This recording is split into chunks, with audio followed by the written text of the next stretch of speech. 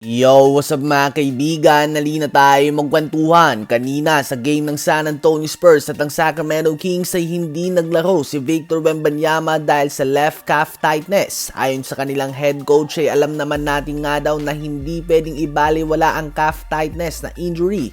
Something na naramdaman nga daw ito bigla ni Wemby last game at ayaw nila itong pilitin ngayon. Isa nga daw itong injury na dapat talagang pag-aralan ng mabuti at hindi madaliin. Well, last playoffs lang nga ay nakita natin na nagtamo ng Achilles injury sila Jason Tatum, Damian Lillard at Tyrese Haliburton. Tatlong player na lahat may calf injury bago mangyari ang Achilles injury nila. Dahil ang calf muscle nga natin ay konektado mga kaibigan sa Achilles. Kaya naman kapag may injury ito ay nalalagyan ng pressure ang Achilles natin. At kapag hindi nito kinaya ang pressure ay bumibigay nga ito. Ganun pa man, kahit na hindi nga naglaro si Wemby ay nagawa pa din ng Spurs na talunin ng Sacramento Kings sa score na 123-110. 28 points and 11 assists si De'Aaron Fox, 20 points si Harrison Barnes, 16.7 assists si Devin Vassell, 14 points 12 rebounds si Keldon Johnson at 13 points 11 rebounds si Luke Cornett. Habang si Stephen Castle naman ay 15 minutes lamang nilaro sa game na ito dahil sa hip injury. So bad news nga ito para sa Spurs. Injured na nga si Dylan Harper, injured na din si Wemby at ngayon ay pati na din ang reigning Rookie of the Year winner Stephen Castle ay may injury na din mga kaibigan.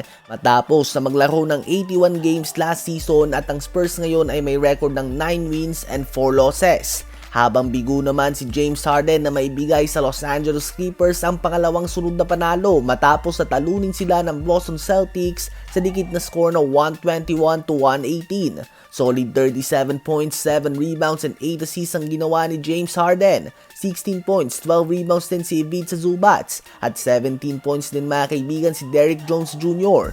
Ganun pa man ay hindi din nga mga kaibigan ito naging sapat. Gumawa para sa Celtics si Jaylen Brown ng 33 points and 11 rebounds, 30 points on 8 of 13 shooting sa 3-point line si Peyton Pritchard, 22 points, 7 rebounds and 9 assists si Derrick White at 14 points, 9 rebounds si Neemias Queta.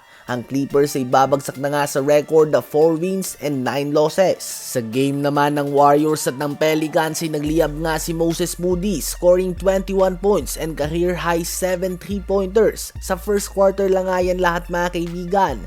Habang si Draymond naman ay nakipagsagutan nga sa isang fan na mas matangkad pa nga sa kanya.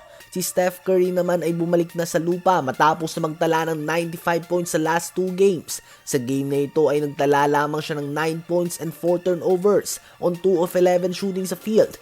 Ganun pa man ay nakuha pa rin nga ng Warriors ang panalo at ang lamang nga nila ay mahigit pa sa 20 puntos. Sa panguna yan ng 32 points si Moses Moody, 19 points si Podziemski at 18 points and 10 rebounds si Jimmy Butler.